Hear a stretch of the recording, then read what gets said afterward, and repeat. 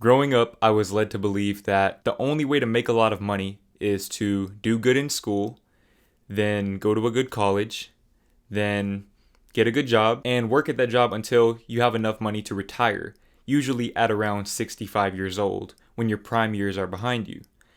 And this idea always frustrated me because I didn't want to wait that long. I didn't want to wait until I was 65 to live the life that I want to live. A life of freedom and being able to do what I want to do with my life. And when I was 18, all of that skepticism was validated when I read this book called Rich Dad, Poor Dad. Now, I know some of you have probably heard of that book. It's a very popular book, especially amongst wealthy people.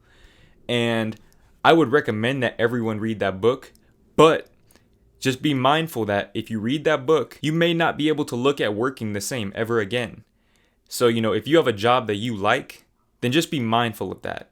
Take everything that the book says with a grain of salt, but understand that that book teaches you the path to freedom. Now, the first thing you guys need to understand is that being rich does not equal being free. Being wealthy equals being free. Okay, a lot of people use these two terms synonymously. Being rich and being wealthy are not the same thing. Now, someone can be rich and wealthy, and a lot of the times wealthy people are also rich, but not all rich people are wealthy. Okay, the difference is that rich people, they work and they make a lot of money. They may make $500,000 to even $1 million a year, but they don't have assets. So, for example, if somebody's working as a doctor making $750,000 a year, and all of a sudden they lose their job, now they're broke. Even if they have savings, they're broke because without that job, they're not making money. They were relying on that one single source of income and relying on the hours that they were working. They were exchanging their time for money. And when they weren't working, they weren't getting money. So they're rich, but they're not wealthy. They don't have assets. This is the difference. Wealth is defined by the assets that you have. Okay, so for example, some people have real estate. Some people have bought houses and now they rent those houses out to other people. Or, even apartment complexes, and then they rent out all of the units to different tenants. And even if they lose their main source of income, if that's not their main source of income, they're still going to be making money. And this is something that a lot of people learned this year. With the whole pandemic going on, people have realized that jobs are not as stable. That's not the stable path that they thought it was. And I figured this out a while back. I figured this out once I read Rich Dad, Poor Dad. I realized that I don't want to be reliant upon that one source of income, especially if I was putting myself tens of thousands of dollars into debt by going to college. Now, after I read that book, I basically fell down this rabbit hole of learning about passive income and investing and all of that stuff. Some people know what I'm talking about. It's very addicting learning this type of stuff because you feel yourself becoming more and more powerful with each new thing that you learn.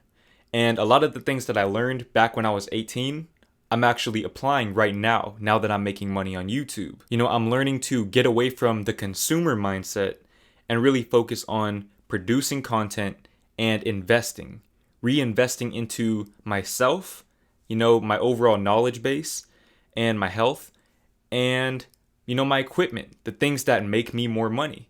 I want to invest in things, spend my money on things that are going to make me more money. Because I could go out and buy a pair of Jordans, but I could also spend that money on a new camera. And that camera is going to make me more money than those Jordans will, unless I resell them. But that's not what I do. So you need to understand what it is that you do and focus more on spending your money on things that will make you more money. This is the first step to becoming financially free. A lot of people fall into this cycle of trying to look rich. Okay, this is an epidemic.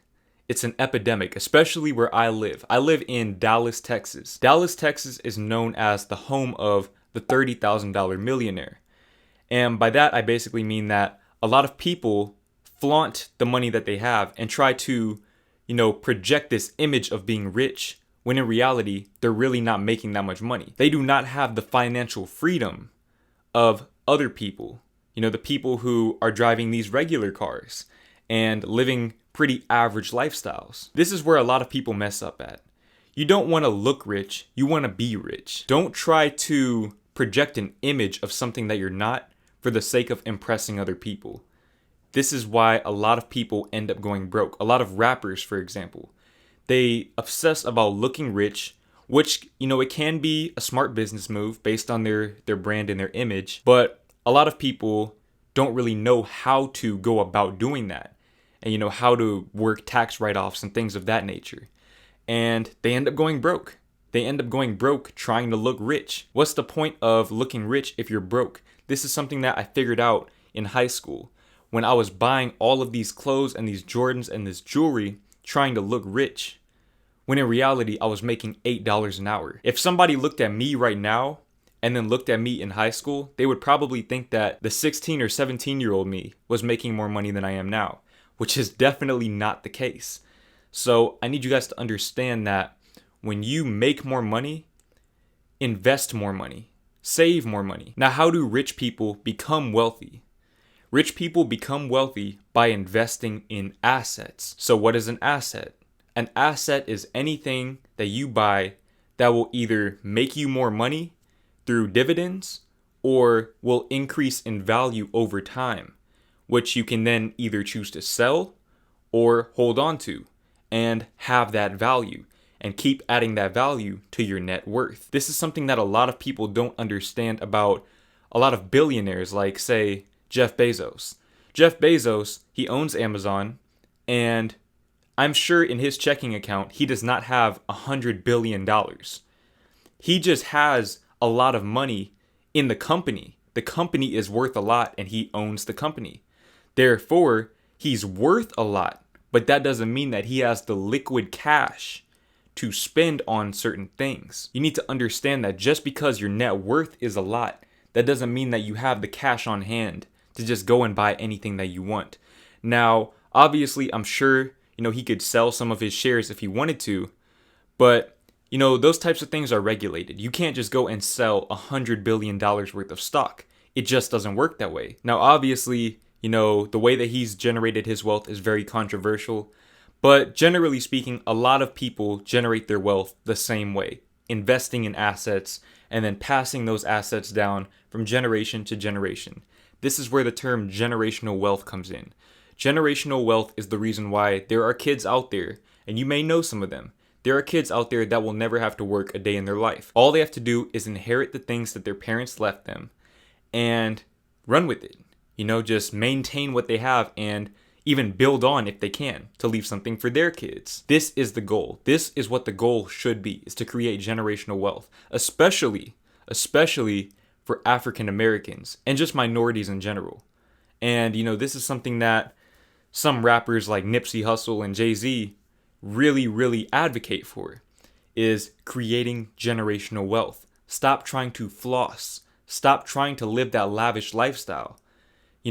Obviously, if you have it like that, if you have enough money to live that type of lifestyle comfortably, then yes, go and live your best life. But don't spend money that you don't have. Take your money and flip it. Now, as I said, assets are things that increase in value, but they're also things that pay dividends. This is where the term passive income comes in. Now, when I learned about passive income, I think that is what changed my life. Honestly, that's what changed my life. Once I found out about passive income and the idea of making money while you're asleep, I never looked at working the same again. I don't think I ever picked up any overtime after that, because once you learn something like that, you realize that you're getting finessed. These companies are finessing you. Working all of this overtime, you are losing money. Even though you're gaining money on the front end, you're losing money because the opportunity cost of taking that extra time working at a job where you can't do anything else aside from that job, you're not going to be making any money on the back end. Once you clock out, you're not making any more money. So you need to look long term. Sometimes you may need to sacrifice money right now to make more money in the future. This is where generational wealth comes in. These are all ways to create generational wealth. Now, passive income is definitely a very gratifying thing to have. Okay, it's very nice to make money when you're asleep. That's one thing that I didn't really consider before I started YouTube, is that YouTube is passive income. When I upload a video, that video continues to get views. I'm making money right now off of videos that I posted back in June or July. Okay, so every video that you see me post, I'm spending the time to make that video. So I'm exchanging my time for money on the front end, but on the back end, these videos are still making me money to this day. And also with affiliate links, affiliate links, that's something that I learned about back when I was 18, when I fell down that rabbit hole of learning about finance and finding ways to make passive income. An example of an affiliate link is like the link I'm going to have in the description of this video for you to go and buy Rich Dad Poor Dad, or the links in the description for all of the equipment that I use to make my videos. If you guys click on those links and you buy something from those links, I am making money off of those purchases. And it may not be a lot of money. We're talking like, maybe 50 cents here, 20 cents here, $1 here. It's not a lot of money, but it adds up over time. And the most important thing is that I am making money while I'm asleep. That's not money that I have to work for. All I had to do was set up my affiliate account and then promote these products, and then I make the money. I'm making money while I sleep. This is what you want to have. You want to have passive income. Okay, you want to have passive income. You want to have multiple sources of income. The reason why you need to have multiple sources of income is because, like I said, if you lose your job, you don't want to be broke. You don't want to be broke or living off of your savings. You still want to be making money from other areas. I don't care if you're making $1 million, $2 million, $10 million a year. If you only have one source of income, you're broke. I don't care how much money you're making. If you have one source of income, you're broke. Because if you lose that one source of income, you're broke. So if you are just one decision away from being broke, then you're broke.